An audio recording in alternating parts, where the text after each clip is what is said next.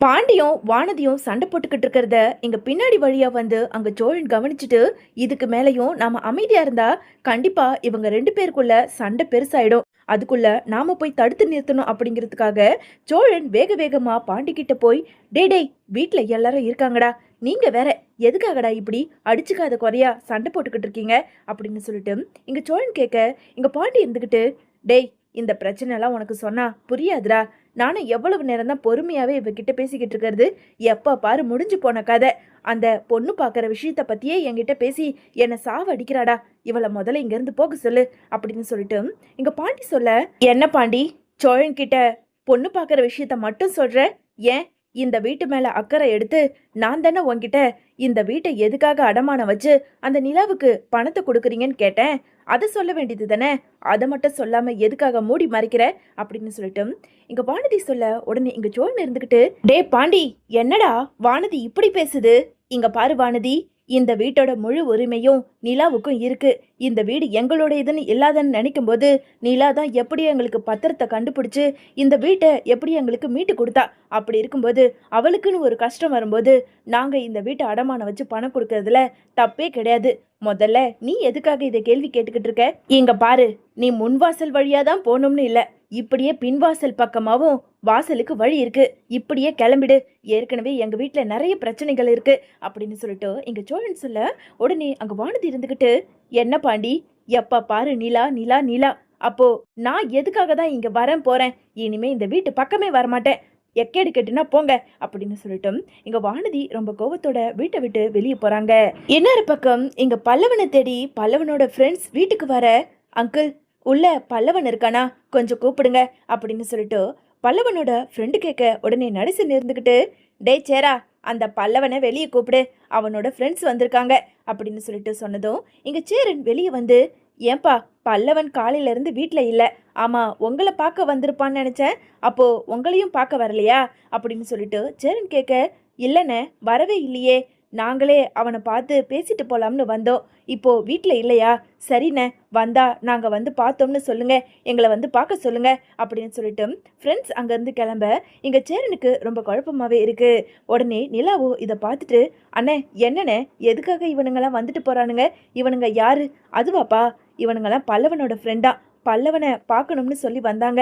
ஆமா, பல்லவன் எங்க போறான்னு உன்கிட்டயாவது சொல்லிட்டு போனானப்பா அப்படின்னு சொல்லிட்டு அங்க இருந்த சேரன் கேட்க, இல்லைண்ணே, எதுவுமே சொல்லிட்டு போல, ஒருவேளை வேற எங்கேயாவது போயிருப்பான், நீங்க எதுக்கும் கவலைப்படாதீங்க அப்படின்னு சொல்லிட்டு நீலா இங்க சமாதானப்படுத்த எல்லாருமே அவங்க வேலையை பார்க்க ஆரம்பிச்சிடுறாங்க. எப்பவும் போல எல்லாருமே வேலையை முடிச்சுட்டு சாயங்காலம் வீட்டுக்கு வர இங்க நிலா அங்க வாசலையே பார்த்துக்கிட்டு இருந்த நிலாவை பார்த்ததும் இங்க சேரன் இருந்துக்கிட்டு, என்னப்பா நிலா, யாரை பார்த்துக்கிட்டு இருக்க? அண்ணே, இல்லைண்ணே, பல்லவன் காலையில இருந்தே இன்னமும் வீட்டுக்கு வரவே இல்லை.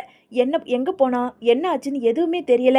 உங்களுக்கு ஏதாவது ஃபோன் பண்ணானா அப்படின்னு சொல்லிட்டு நிலா கேட்க, இல்லையேப்பா, எதுவும் பண்ணலையே. என்னப்பா சொல்ற? காலையில இருந்து பல்லவன் வரலையா? கடவுளே, அவன்கிட்ட நான் பேசாம இருக்கிறதுனால அவன் ஏதாவது கோச்சிக்கிட்டு எங்கேயாவது போயிருப்பானோ தெரியலையே, மனசுக்கே ரொம்ப பயமா இருக்கே அப்படின்னு சொல்லிட்டு சேரன் சொல்ல, அதே நேரம் அங்க சோழன் பாண்டியன்னு எல்லாருமே வராங்க. விஷயத்தை கேள்விப்பட்டு, அண்ணே, என்னண்ணே, பல்லவன் ஏற்கனவே அவன் ஏதாவது ஒரு சின்ன விஷயம்னாலே கோச்சிக்கிட்டு எங்கேயாவது போயிடுவான். அவன்கிட்ட இப்போ நீ பேச வேண்டாம் அப்படின்னு சொல்ல வச்சு அவனுக்கு மனசு கஷ்டப்பட்டு எங்கேயாவது போயிருந்தானா அப்படின்னு சொல்லிட்டு சோழன் சொல்ல, உடனே நிலா இருந்துகிட்டு, சோழன் ஒரு நிமிஷம் இங்க வாங்க. என்ன நிலா, எதுக்காக இப்போ என்னை கூப்பிட்டீங்க?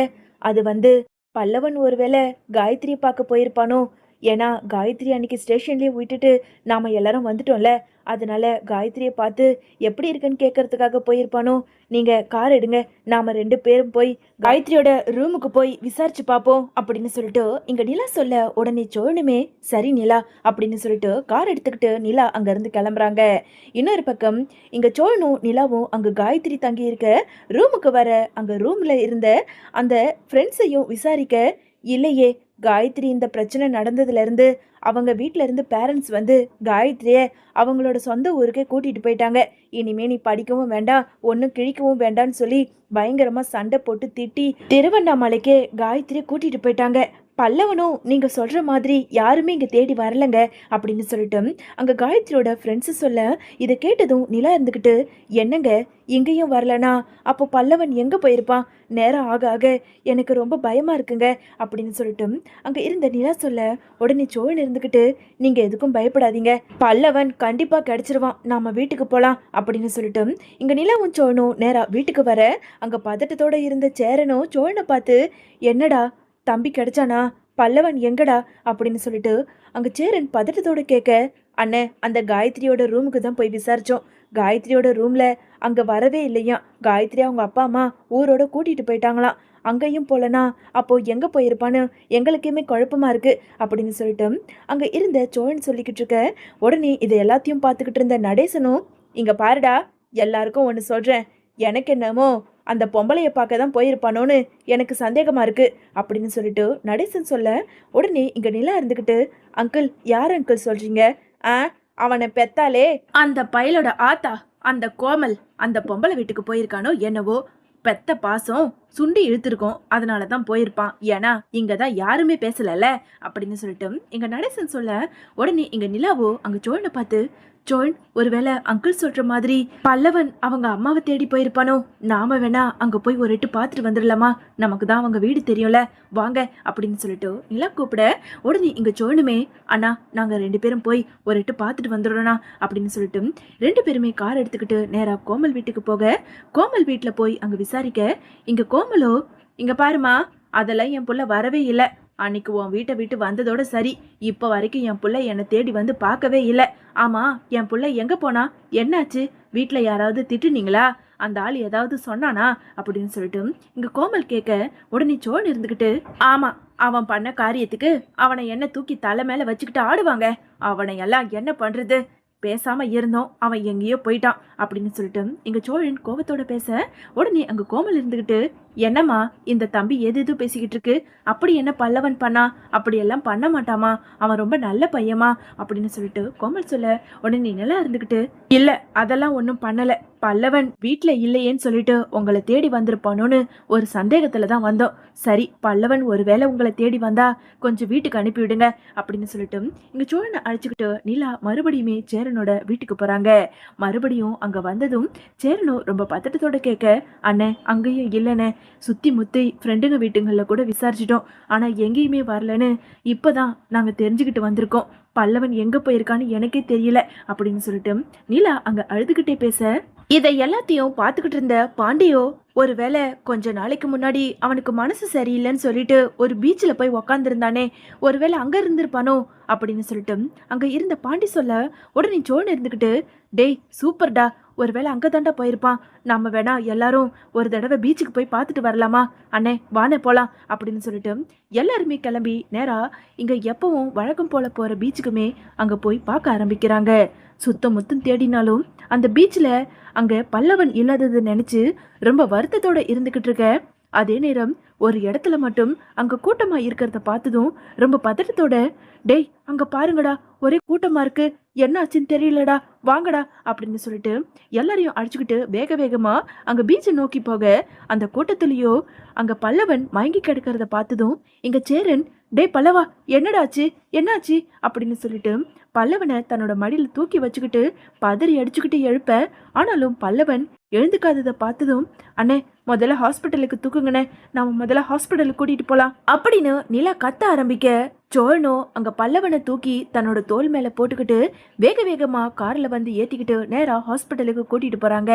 கூட்டிட்டு போன கொஞ்ச நேரத்துல டாக்டருமே அங்க பல்லவனை செக் பண்ணிக்கிட்டு இருக்க, வெளியே அழுதுகிட்டு இருந்த சேரனோ, நான் தான் தப்பு பண்ணிட்டேன், அவன் என்னதான் தப்பு பண்ணாலும் அவனை நான் ஏதாவது சொல்லி திருத்தி அவனை சமாதானப்படுத்தி அவனை நான் சரி பண்ணியிருக்கணும், அவன்கிட்ட நான் பேசியிருக்கணும், நான் பேசாம விட்டதுதான் இதுக்கெல்லாம் காரணம் ஆயிடுச்சு, பாவம் சின்ன பையன் தெரியாம தப்பு பண்ணிட்டு இருப்பான், நான் தான் பைத்தியக்கார மாதிரி பண்ணிட்டேன் அப்படின்னு சொல்லிட்டு சேரன் அழுதுகிட்டு இருக்க, உடனே நிலா இருந்துகிட்டு, அண்ணே உங்க இடத்துல யாரா இருந்தாலும் இப்படி தானே நடந்திருப்பாங்க, பல்லவன் தான் பைத்தியக்காரன், அவன் ஏதாவது முட்டாள்தனமா ஒரு முடிவு எடுத்துருவான், அதே மாதிரி தான் இப்பயும் பண்ணியிருக்கான், கண்டிப்பா பல்லவனுக்கு எதுவும் ஆகாதுன்னு அப்படின்னு சொல்லிட்டு நிலா சேரனுக்கு ஆறுதல் சொல்லிக்கிட்டு இருக்க, அதே நேரம் பல்லவனை செக் பண்ண டாக்டர் வெளியே வந்த டாக்டரை பார்த்ததும் அங்க பாண்டியன் சேரன்னு எல்லாருமே பதறத்தோட டாக்டர் கிட்ட போய், டாக்டர் என் தம்பி பல்லவனுக்கு இப்போ எதுவும் ஆகலையே, அவன் நல்லா இருக்கான்ல அப்படின்னு சொல்லிட்டு ரொம்ப பதட்டத்தோட கேட்க, பயப்படாதீங்க, உங்க தம்பி பல்லவனுக்கு எந்த ஒரு ஆபத்தும் கிடையாது.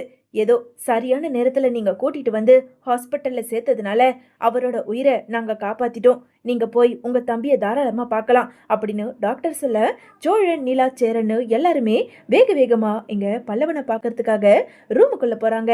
பல்லவனும் கண் முழிச்சு படுத்துக்கிட்டு இருக்கிறத பார்த்ததும் இங்க சேரன் வேக வேகமா போய், ஏன்டா இப்படி பண்ண, எதுக்கு இப்படி பண்ண, நீ பண்ண தப்புக்கு உன்கிட்ட பேசுவாங்களா? ஏதோ ஒரு பொண்ணை கூட்டிட்டு போய் பேசணும்னா பீச்சு, பார்க்கு, தெருன்னு எதோ இருக்கு. ஆனா அங்கெல்லாம் பேசுறத விட்டுட்டு என்னமோ லாட்ஜுக்கு கூட்டிட்டு போய் அந்த பொண்ணு கிட்ட பேசுறதுக்கு தான் கூட்டிட்டு போனேன்னு நீ சொல்றதெல்லாம் நம்புற மாதிரியா இருக்கு?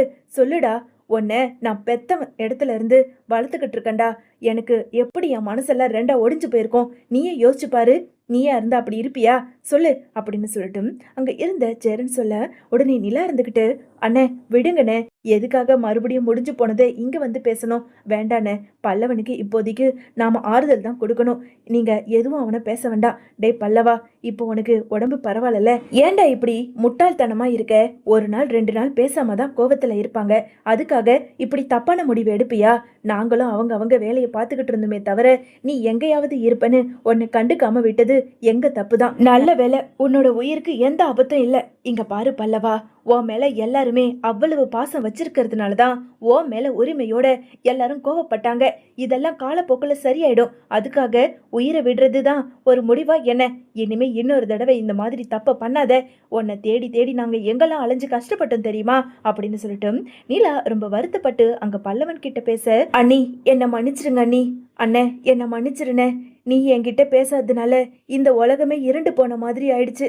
ஏதோ நான் தப்பு பண்ணணும்னு அந்த பொண்ணை அங்கே லாட்ஜுக்கெல்லாம் கூட்டிகிட்டு போகலன்னு, அவகிட்ட பேசணும்ட்டு தான் நான் கூட்டிகிட்டு போனேன். ஆனால் யாருமே நான் சொன்னதை நீங்கள் நம்பாமல் இருந்ததுனாலையும் என்கிட்ட இனி பேசாதேன்னு சொன்னதுனால தான் என்னை மனசு ஒடிஞ்சு போய் இந்த மாதிரி ஒரு தப்பை பண்ண பார்த்தேன். என்னை மன்னிச்சிருனே, இனிமே என்ன ஆனாலும் இப்படி ஒரு முடிவை நான் எடுக்க மாட்டேனே அப்படின்னு சொல்லிட்டு இங்கே பல்லவன் அங்கே சேரன் கிட்ட சொல்ல, இங்கே சேரனோ பல்லவனை பார்த்து அழுதுகிட்டே அப்படியே பாசத்தோட பல்லவனை கட்டி பிடிச்சி முத்தம் கொடுக்குறாரு.